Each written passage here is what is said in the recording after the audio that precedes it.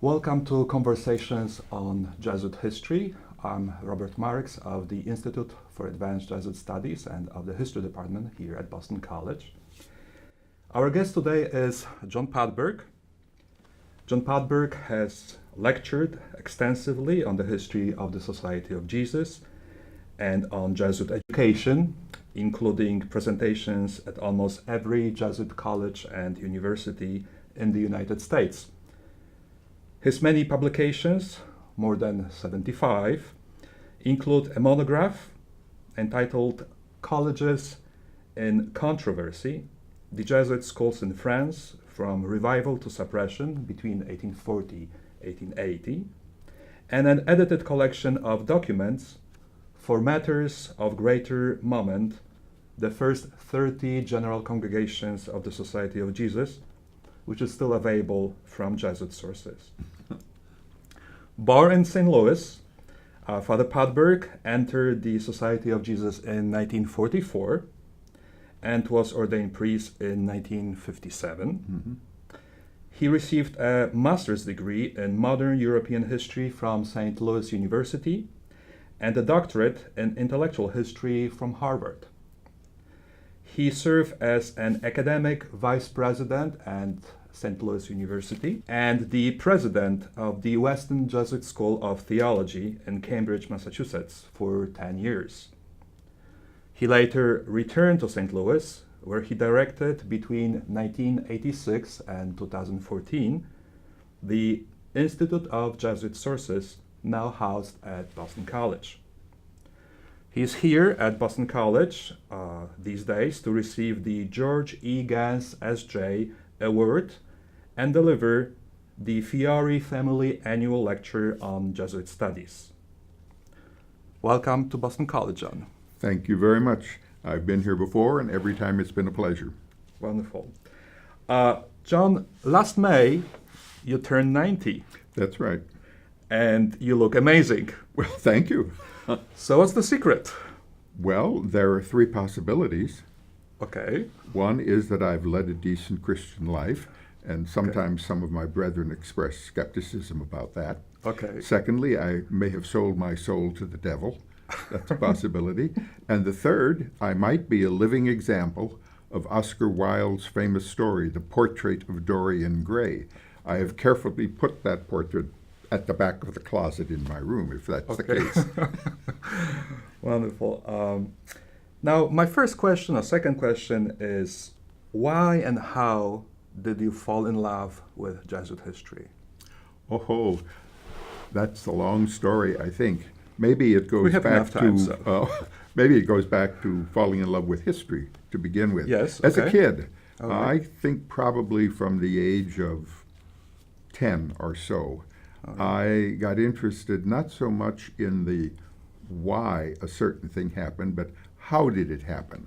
What were the circumstances around which, stuff that I was reading, and by that time I was reading a lot of Walter Scott's novels, things like that. Mm-hmm. Like Ivanhoe. Yes, like Ivanhoe, exactly. How did that happen? What circumstances? Who were the people? What was more to be found about them and their circumstances? That was, just an unstructured interest, and I have no idea exactly how I got into that. The other thing I was interested in at the time, very amateurly, obviously, at the age of 10 or 12, was architecture. I used to draw amateurish little floor plans for things and sketch buildings very badly, but I always looked at the section of the local newspaper on a Sunday for new buildings that had been built, et cetera, et cetera. And when I got older, I'd wander around, if I could, seeing places like that were new, or admiring, especially around St. Louis. There are a lot of places that were built in the 19th century and fortunately not destroyed for steel, glass, and aluminum towers. And I guess I have no idea where that innate interest began, but that's where it started. I see. All right, so what produced the transition from that general interest in history into a specific history interest in Jesuit history? Yeah. Well, I suppose the remote sources of that were going to a Jesuit school for high school, Okay. St. Louis University High. I tell people that apart from my Jesuit training itself, Okay. and simply my earlier life with my parents and the faith, the two places that were most influential in my own academic, I guess, development were St. Louis University High School and Harvard University. Okay. The high school was an excellent place. I had very good teachers among some of the scholastics and priests. One or two of them got me interested, not from teaching a course in Jesuit history. They didn't have anything like that. But again, how did the Jesuits become who they were here? What influenced them to enter the society? What was the society itself like? Those were inchoate questions, obviously. But that, I think, was the turn toward the Jesuit part of it. Then when I entered the society, well, there was a whole vast array of material available to read about, to experience, and I kept that interest, although originally for graduate studies, I was not at all destined to, and I didn't destine myself for Jesuit history as such. It was more, well, as a history of ideas or academic history, and that came partly from a very fine late teacher at St. Louis University, Thomas Neal, a fellow who wrote a book very, very well selling many years ago, Makers of the Modern Mind. Oh, wow. And I had him for several courses. He intrigued me. The how became not just the external circumstances of the time, but the ideas that were influencing people to do what they did or not do what they didn't do. And I imagine you must have been one of the first Jesuits to enroll at Harvard. Is that correct? No, I don't. No, there were people way back when. Okay. Among the most famous, of course, was Walter Ong, Okay. the real international scholar. On the day I met for the first time the advisor for first-year doctoral students at Harvard, Dr. Stuart Hughes, who was very much a 20th century intellectual historian. What years are we talking here about? At what? What years are we talking about here? 1959. Right. I started studies there. The first time I met him, as all of the first-year doctoral students did, he said, "Oh, I see that you are a Jesuit." I said, "Yes, I am." He said, "Do you know Father Walter Ong?" I said, "Indeed I do. He lives in the same house with me. He's a good friend." And, "Oh," he said, "we expect no less of you." Wow. That was a high barrier to come up against.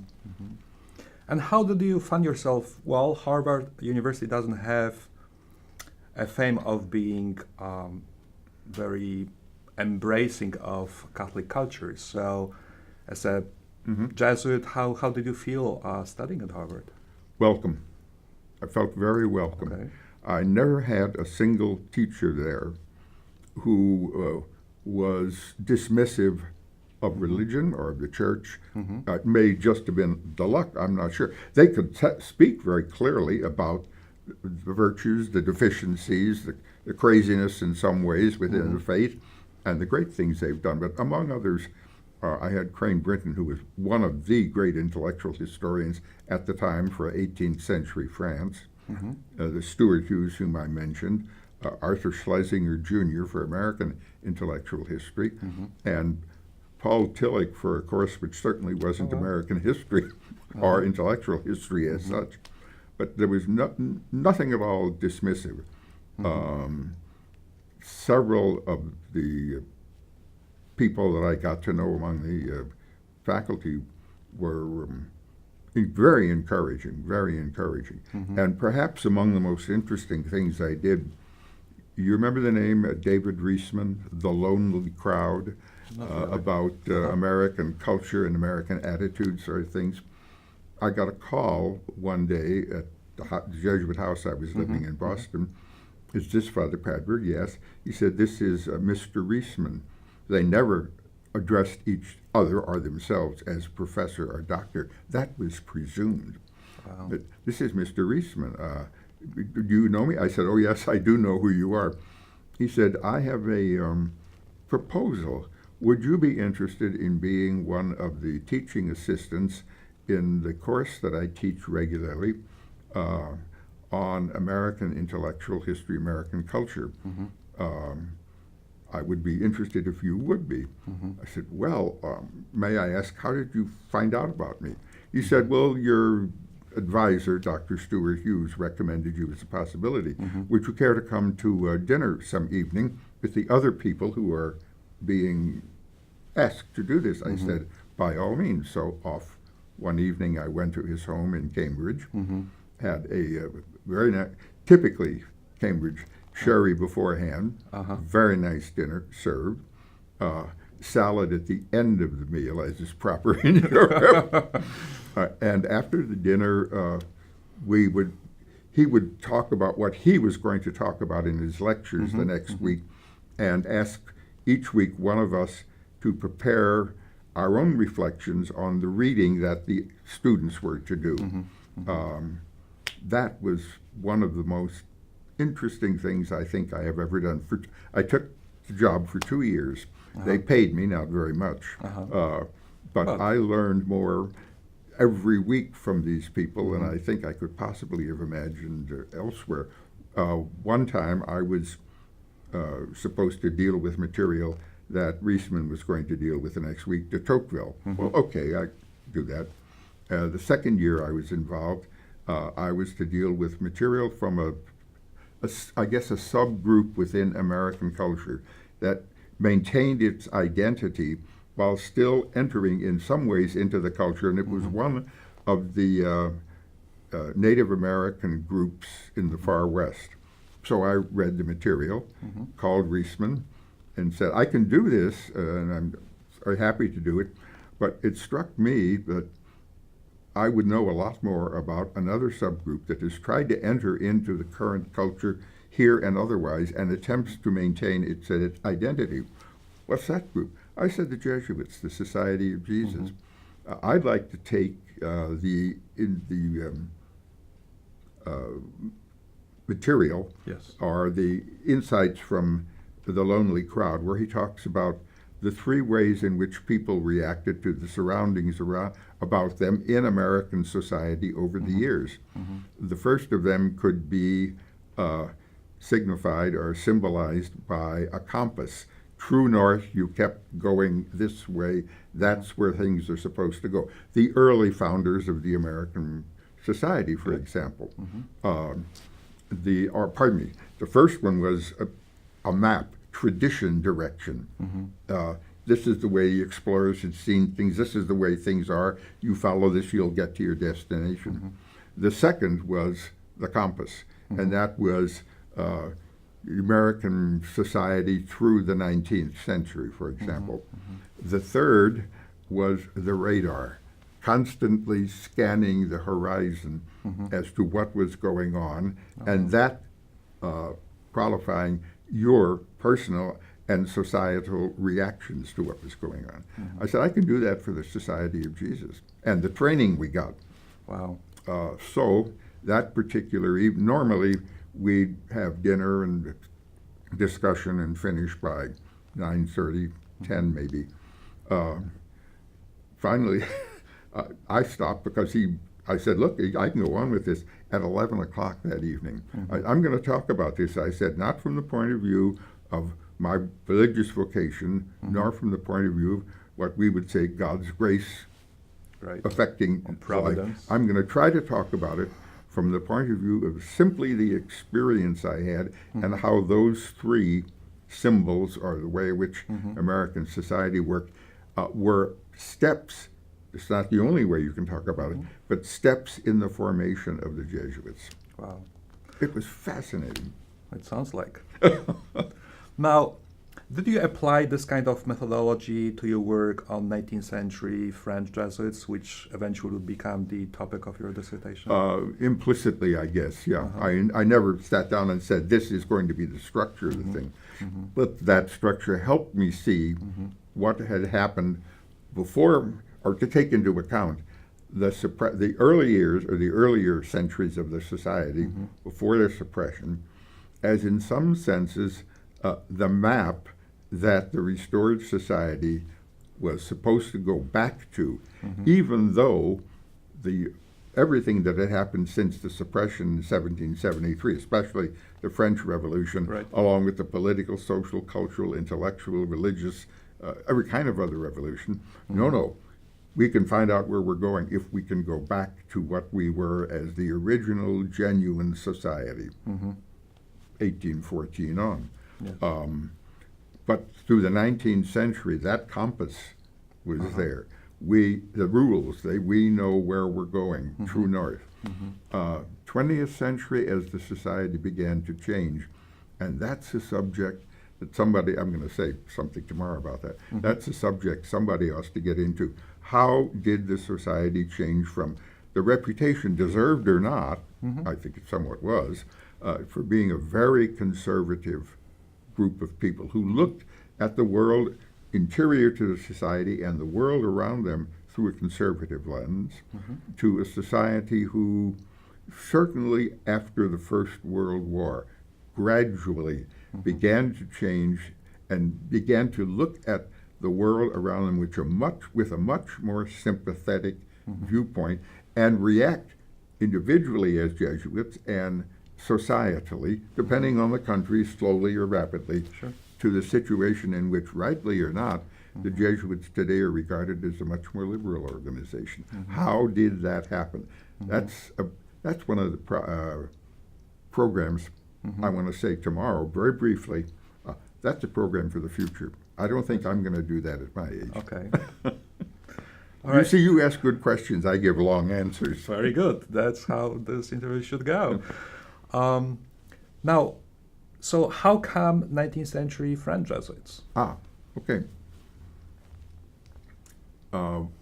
Fairly early in my thinking about what I might work on, and consulting the man who did become my advisor, again, Dr. Stuart Hughes, who was late 19th but mainly 20th century intellectual history. I happened to remark at one point, people have written on Jesuit education in the old society extensively, but there's not very much on the new society.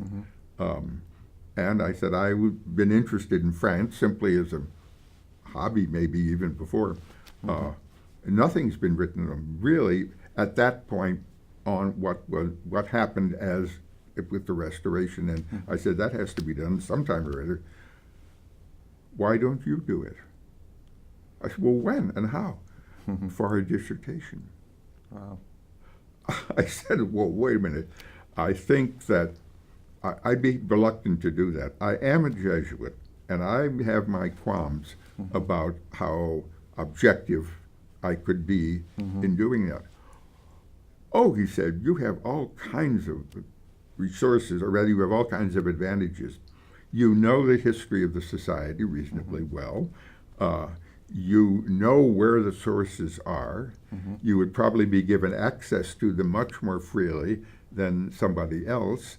And as far as the objectivity part of it, well, I've had papers that you've done, and I think you've been as objective as any person can be, whatever the circumstances. And if you were to write on the 19th century Jesuits and Jesuit education then, and were wildly non-objective, I'd nail you.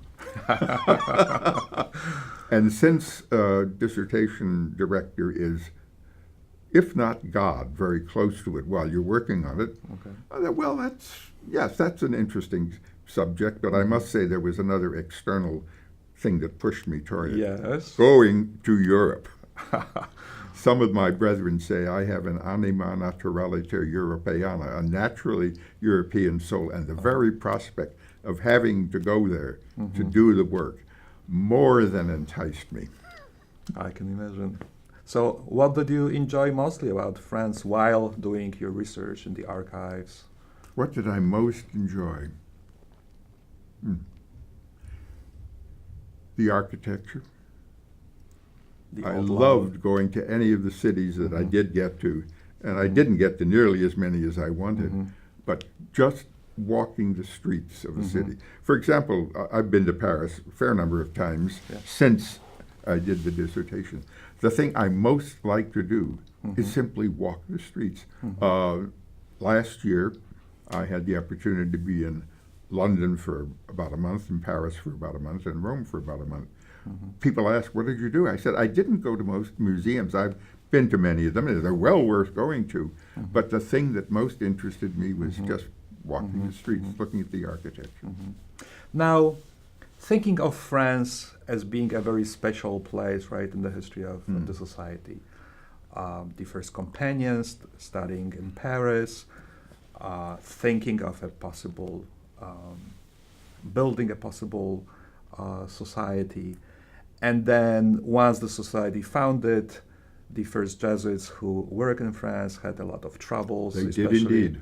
with the Parlement, right? And then you're studying the 19th century, which was the century of continuous expulsions and suppressions. Oh, and yes. so how did you feel as a Jesuit in that Parisian and more largely French environment?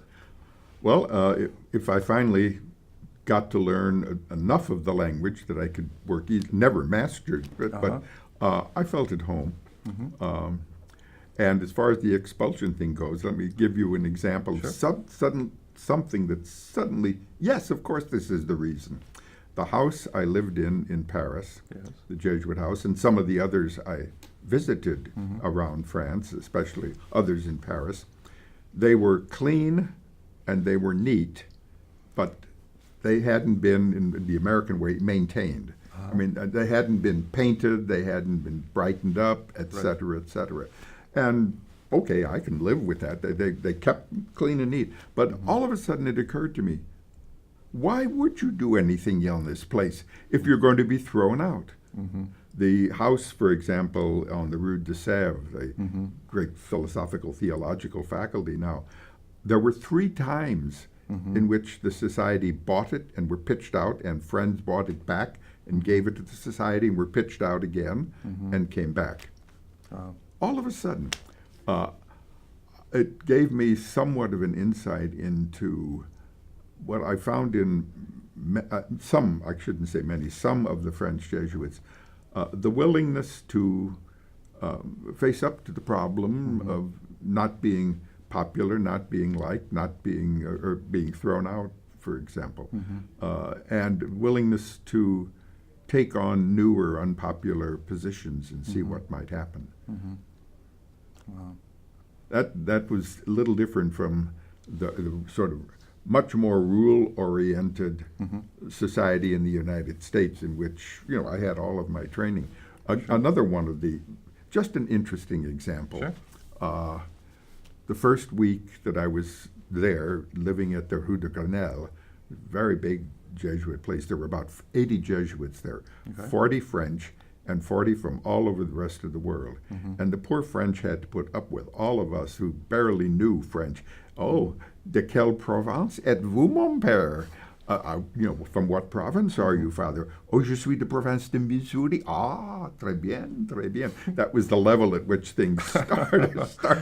But the story I wanted to tell, about the second or third day, again, I realized what had been happening the previous 2 days is that I could get up and go down to breakfast at any time between 6:30 a.m. and 9 a.m.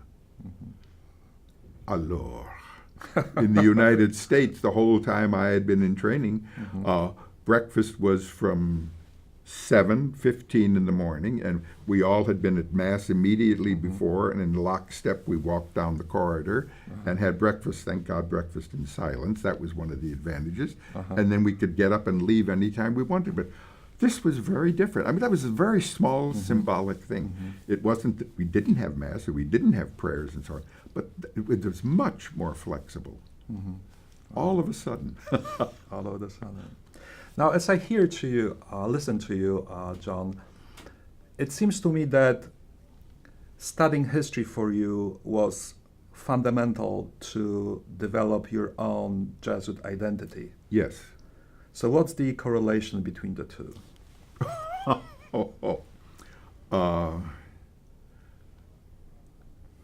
As I think about and have read about Jesuit history, first of all, there are, I think, possibly 3 or 4 things that entered into how I saw the society and myself in it. Admiration for the first founders. They were from very different places, very different personalities. How they all got along was another thing. But that was that admiration because they were attempting to do something that maybe they didn't realize but had never been done before, really in the way in which they did it.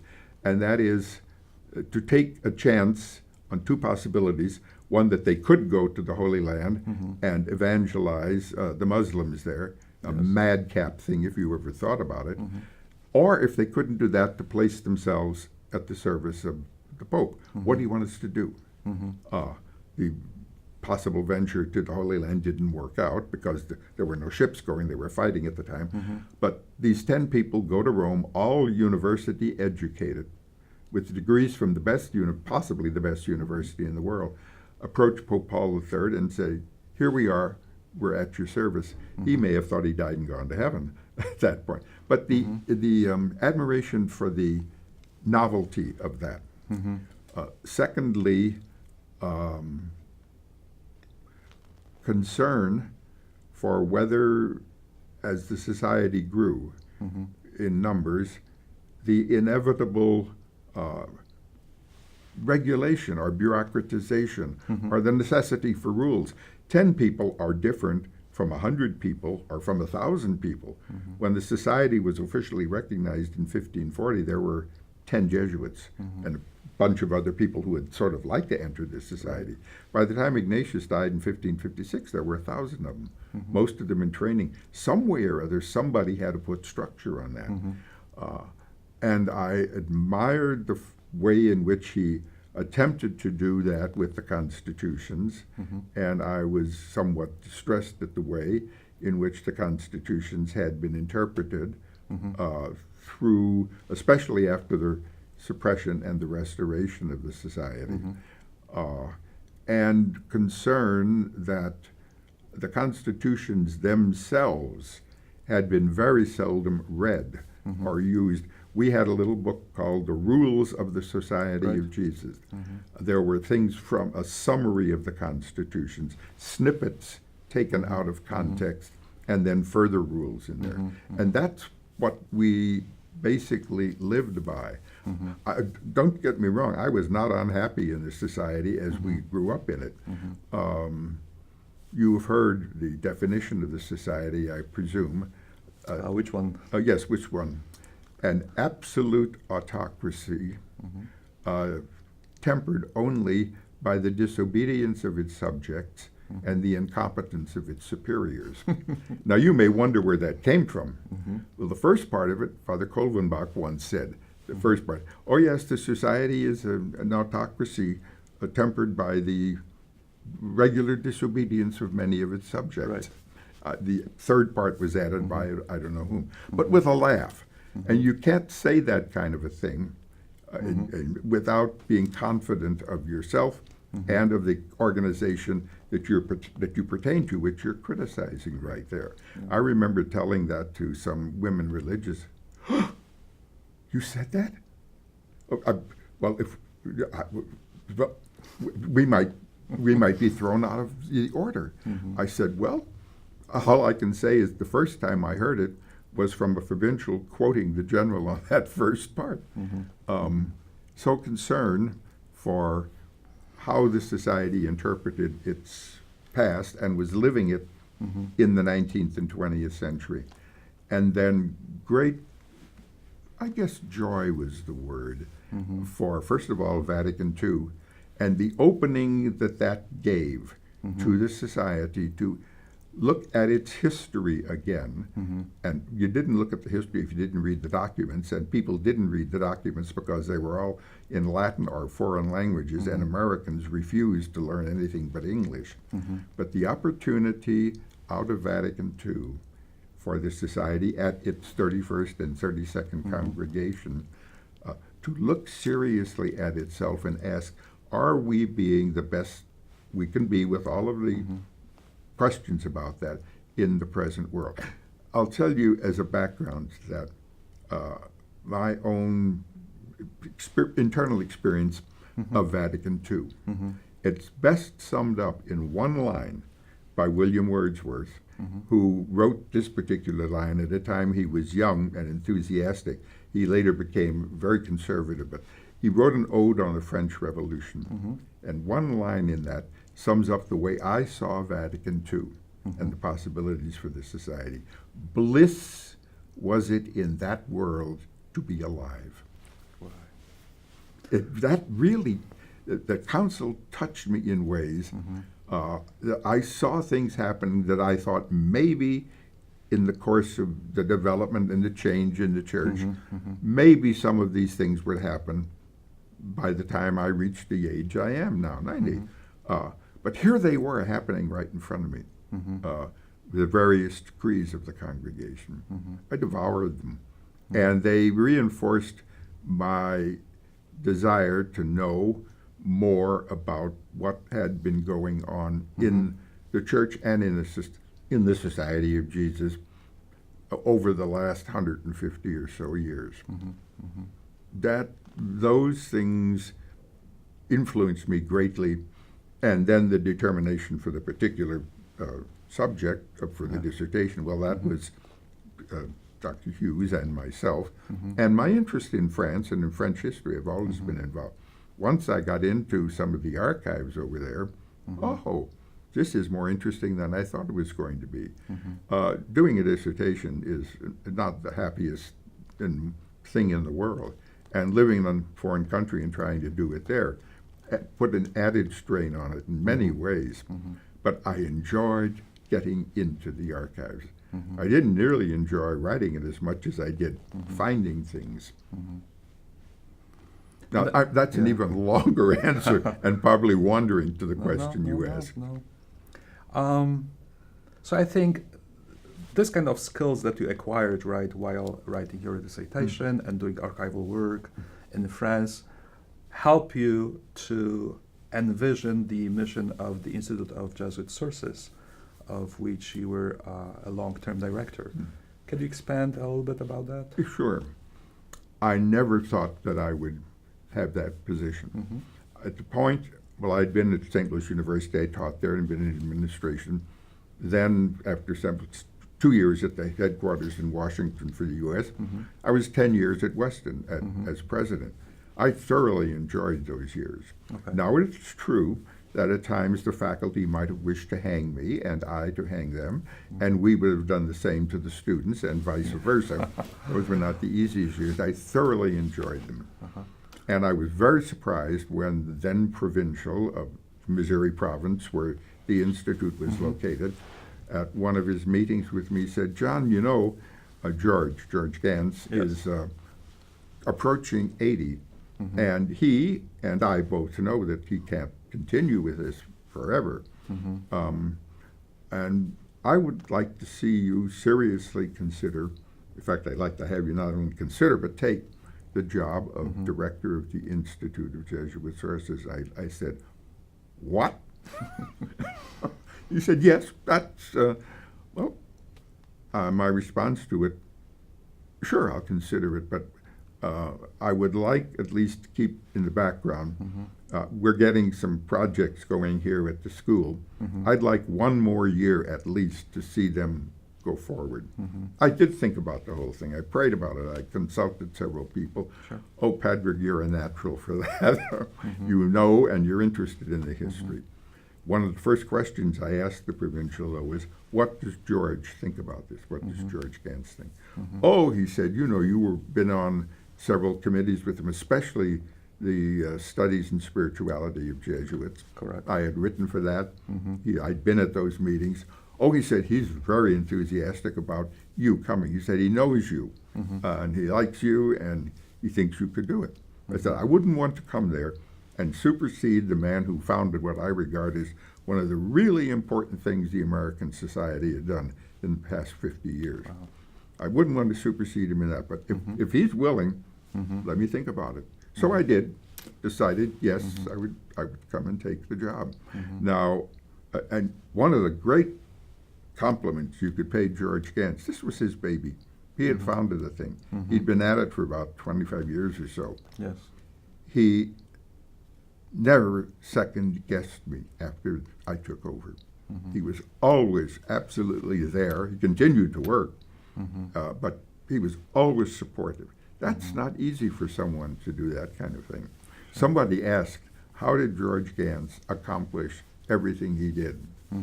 One of the other members of the staff at the Institute, not with him, but who came onto the staff when I was there, said, oh, well,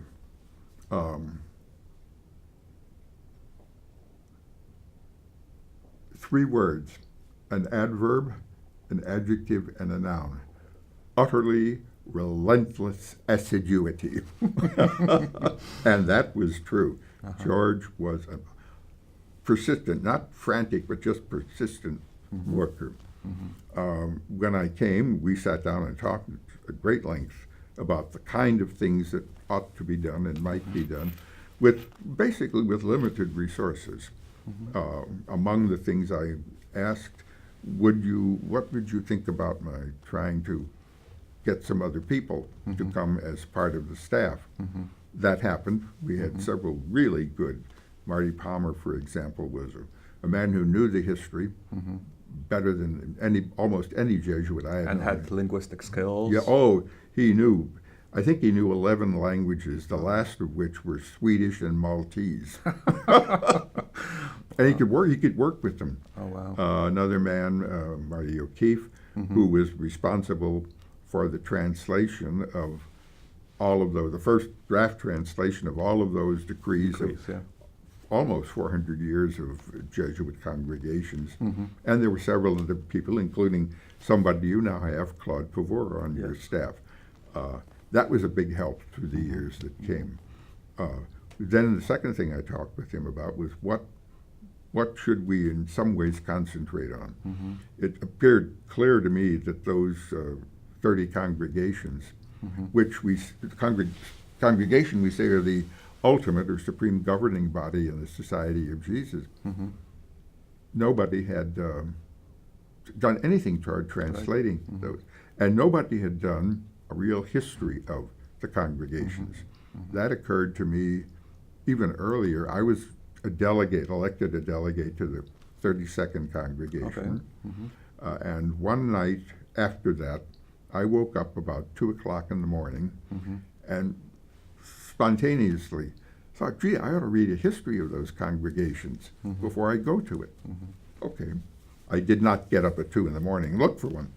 But the next day I began looking around and, to my surprise, could find absolutely no such history. I began inquiring, and they said, well, yes, the Historical Institute in Rome has that as a project that they expect to do. And they would probably have it done within 3 years or so. They didn't and couldn't do it.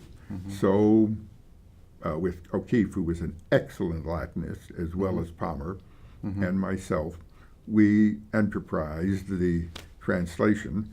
O'Keefe was certain it could be done. Palmer was certain it could not be done. I was sure that it ought to be done. That took, I think, 7 years before we finally finished it. It's a huge volume. And the day we handed over the final manuscript, all finished, the proofs to be put out, I said, Marty Palmer, come here. The person who was going to do the printing and so on I asked him to stand on one side of the door to the Institute. I stood on the other side of the door. I said, Marty, now, look, I am handing this over to him. It's done and will be finished. Wow. That's an example of the kind of thing that we did. Then things like the letters of Francis Xavier, never in English. Patron, always referred to, or the man who Ignatius said was the best giver of the spiritual exercises, Pierre Favre or Peter Faber. None of that had been put into English, etc., etc. The task of the place was basically to do those things. And then some things that were much more popular. The congregation book at almost 800 pages was not a bestseller. I can imagine. The little booklet that we put out called Hearts on Fire, prayers by Jesuits from everybody, Ignatius to Dan Berrigan and beyond. Well, we sold almost, I think, a little better than 250,000 copies of that. That kind of and it continues thing, to be a bestseller. I hope it is. Yes, it is. That kind of thing, and others too, helped sell the thing. Right. Then, as to get back to the matters of the 30 congregations, I decided, okay, there isn't a history. Previously, for studies in spirituality of Jesuits, I had attempted to write a brief, précis, popular history of the congregations. Nobody had done that. What I did is not the final scholarly thing. If you gave me 10 more years, maybe with doing nothing else, I could do that. But nobody had done anything like what was this body doing and how were they doing and how did it affect the society. I'll have something to say about that tomorrow. Okay, wonderful. Speaking of congregations, well, I think it's quite a coincidence that this morning the 36th congregation had its very first plenary session. First at work, yes, right. Yesterday there was an inaugural mass at Il Gesù. Absolutely unprecedented mass. You know why? Because of the Dominican? Yes. The Dominican Master General, Superior General celebrated the Mass. That had never been done. And if you know the fights that the Jesuits and Dominicans had on grace and free will through the 17th and 18th century. And going back to the imprisonment of Ignatius in Salamanca as well. So. Oh, yes. On a trip to Salamanca, at one point for a meeting, they had tours of various places in Salamanca, and the convent, or the house of the Dominicans, was among the places. San Esteban. San Esteban, yeah, the places we visited.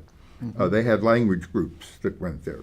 I was in the last of the groups. They had 1 or 2 English language, and before that, and then other languages. And honestly, nobody will believe me, but after the tour guide, one of the Dominicans, had shown us a lot of things at the place.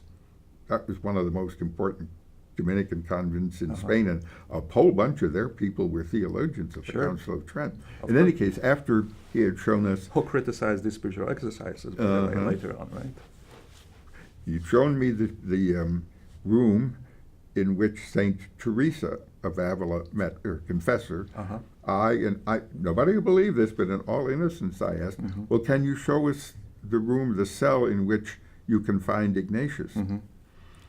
Well, with a certain amount of asperity in his voice, no, we can't. We don't know which room it is or was. Why did he put it that way? Because every single group before my group had asked the same question, and none of us had concerted to do this at all together. All right, so from the image of Ignatius being in chains in the Dominican prison of San Esteban, don't over. As a matter of fact, the Dominicans said, "Well, we can't have treated him that badly. We had him for dinner in the dining room once in a while." Right. But go ahead. Why interviewing him? So we have this image, right, and subsequent quarrels, right, with the Dominicans, and now the Dominican master celebrates the Mass. Maybe because also the fact that that the current Superior General, Nicolas, is resigning, or has resigned actually officially this morning. So is it symbolic? You mean the Dominican president? Yeah. Oh, I think so. How do you read this? The quarrels, Okay. over particular interpretations of doctrine should not have occurred.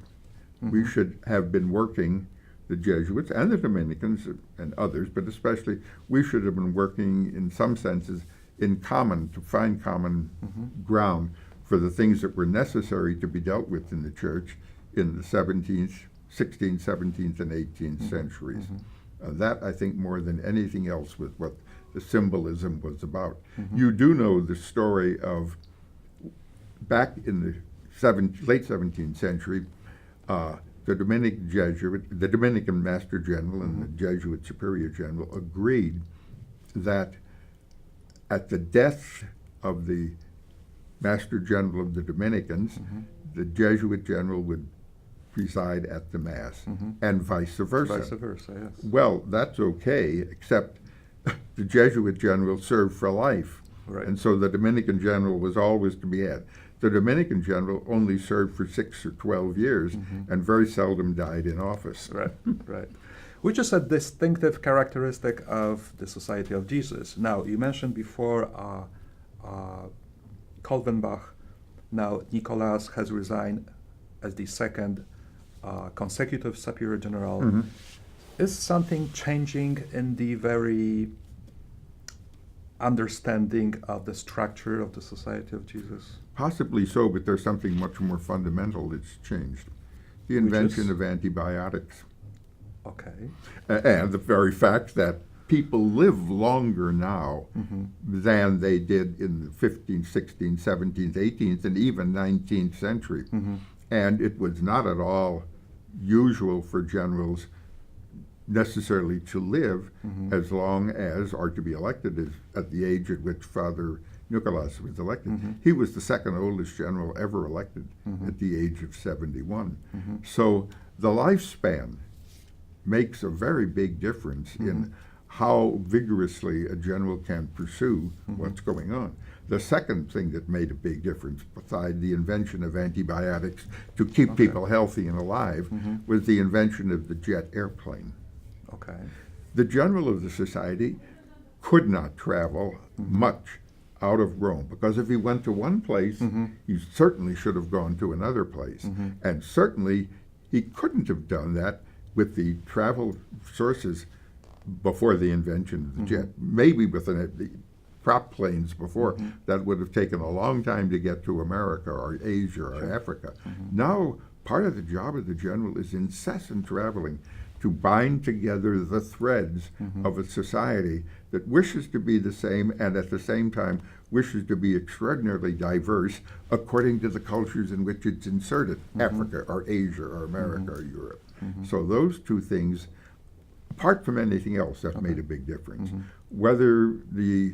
I don't think the resignation signifies any large internal difference to the society now, except that the idolization of the constitutions as absolutely unchanging, and they have changed, is no longer there. We can, with ease, take the provision originally that it was a lifetime general's office and adapting it to the present day and saying that won't work.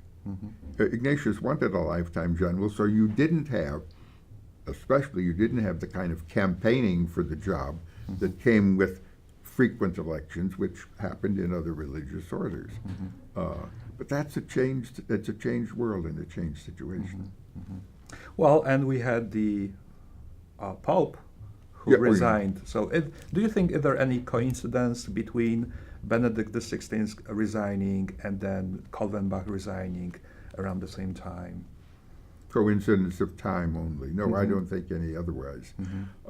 Though, remember, Father Kolvenbach resigned before anybody such as John Paul II was not about to resign. No, I don't think there's any coincidence there, other than the coincidence of time. Speaking of other coincidences, today is St. Francis Borgia liturgical memory. You are very up to date on those. Thank you. Which Superior General, not speaking of very recent ones, but from the very beginning of the society, the period in which you were interested, right, and documents of which history you studied, which Superior General is your favorite? And what do you think about Francis Borgia or Francisco de Borja? You didn't ask who is my least favorite. Okay. We can start from there. No, we're not going to start from there. Who is my favorite?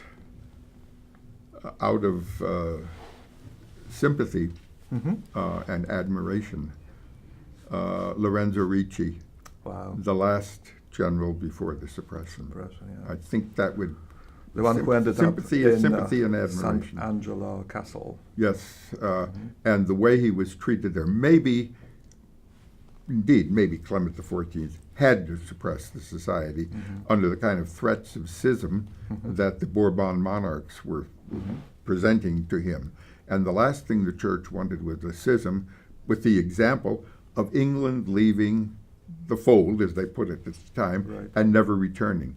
Would that happen if the French and Spanish and Neapolitan and monarchs did take, I don't think they would have, but take this church in those countries out of communion with the Pope? Maybe he had to suppress the society.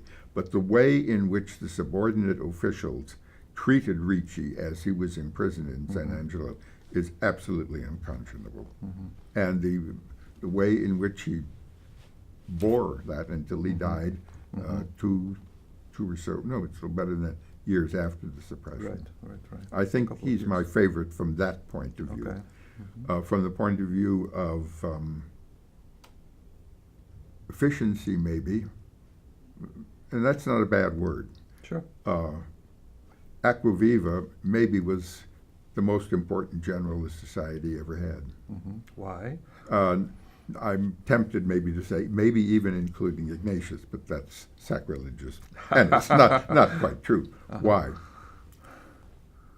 Because the rules, and here we're back to rules, and the spirit with which they were supposed to be interpreted, that he finally codified and introduced into the society were pretty much the way in which we lived at the point at which I entered this society in 1944, and we lived up until about Vatican II. At least, yes, that basically the internal community life was very much influenced by those rules. And that influences the attitudes, the psychology, the emotions, everything with which you live day by day. But he had to do that. The previous general, Mercurian, and he, but especially Acquaviva, who had the longest term of any general, and was elected at the age of, I believe, 35 or so.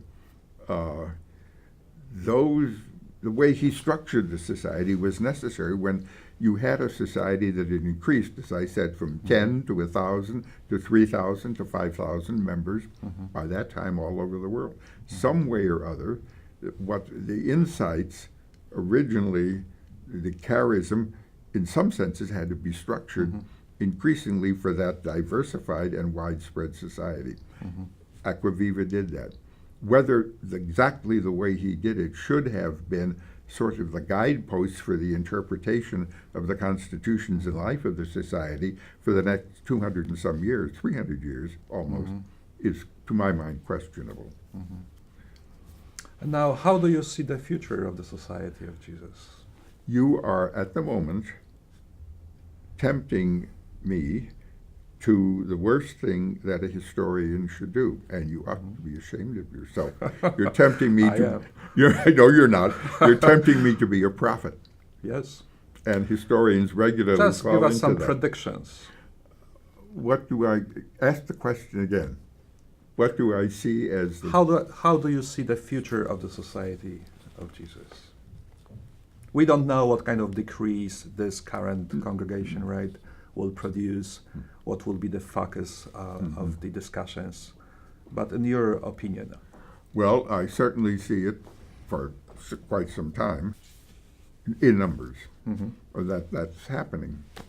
I see from my own experience of seeing the younger members, and I lived with them for 10 years in Boston, and they live right down the street from me in St. Louis in first studies, and I have some of them not in classes, but in small informal seminars.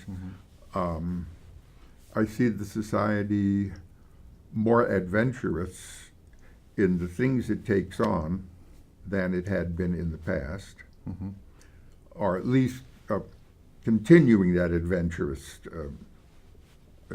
apostolate search.